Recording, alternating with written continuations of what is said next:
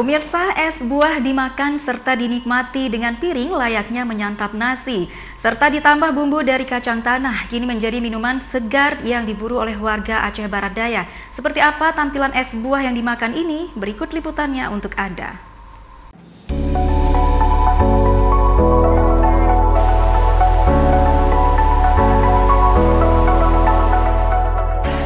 Mendengar es buah, pasti yang terbayang dalam benak kita adalah potongan buah segar dari beberapa jenis, disajikan dalam sebuah gelas besar, yang dapat dinikmati dengan es batu pecah, yang ditambah dengan sirup atau air manisan.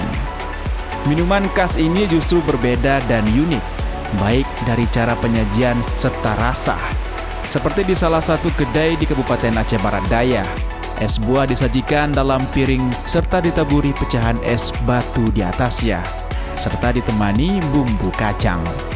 Tak hanya penampilan yang berbeda, cara menikmati es buah pun tidak lagi diminum, melainkan dimakan, menambah keunikannya es buah yang disajikan dengan topping bumbu kacang. Meski begitu, justru sangat disukai oleh warga, karena cita rasa es buah yang disantap dari irisan buah segar lebih berasa di lidah. Untuk rasanya sendiri sih segar ya, karena buahnya juga kayaknya dipilih nggak ada yang layu sama sekali. Terus juga ada sensasi es serutnya ditambah sama sirup merahnya juga.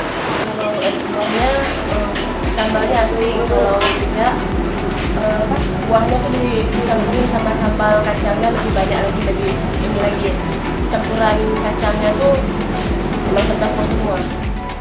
Untuk satu porsi es buah ini dijual dengan harga Rp8.000 saja.